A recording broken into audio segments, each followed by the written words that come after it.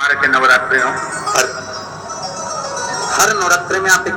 विशेष ध्यान रखिए प्रत्येक नवरात्रे में कि हमें शंकर भगवान के शिवलिंग की पूजन करना है। और एक और बात समझ लें,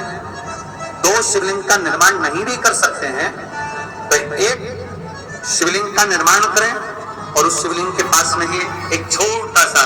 मिट्टी का ढेला रखकर मां जगत जननी जगदम्बा का भी पूजन कर सकते। आपको नहीं बनाना कोई शिवलिंग, तो एक शिवलिंग एक मिट्टी का थोड़ा सा। ऐसा नहीं है कि मेरी माता दुर्गा भवानी पिंडी के रूप में नहीं पूजाती। अगर मेरी माता पिंडी के रूप में नहीं पूजाती तो वैष्णो देवी में 3 पिंडियां विराजमान नहीं हो पाती। जब आपको लगे कि आपके घर में शांति बिल्कुल नहीं है, क्लेश बहुत ज्यादा है, बहुत ज्यादा तकलीफ, हमारे घर में कुछ न कुछ जरा सी बात पर विवाद होता ही है, तो प्रयास करिएगा कि आप काली तिल थोड़ी सी, एक काली मिर्ची और 7 लौंग, क्या क्या तिल चीजें हैं, काली तिल, काली मिर्ची, 7 लौंग, केवल ये हथेली में रखकर अपना नाम और गोत्र बोलकर अपने दरवाजे से बाहर निकलकर किसी भी शंकर के मंदिर को समर्पित करिए। शिव पे नहीं चढ़ाने दें तो शंकर की चौखट पर रखें। महाराज, घर में कभी क्लेश नहीं होगा, बिल्कुल शांति, सहजता। एक कूलर का फूल, एक घंटी वाला जो देवी जी को फूल चढ़ता है, जायसोन का बोलते हो, कूलर का बोलते हो, जिसका भी आप फूल बोलते हो, पुष्प लाल कलर का होता है, उसमें घंटी ऐसा होता है, उसमें छोटे छोटे दाने से निकले। केवल एक पुष्प मां भवानी को जिस स्थान पर भगवान शंकर का शिवलिंग रखा हुआ है, ये जलाधारी जो है माता पार्वती जी का हस्त कमल है, किसी भी स्थान पर बैठकर एक पुष्प समर्पित कर मृत्यु मंजरी चक्र का स्मरण कर अगर नारी उस पुष्प को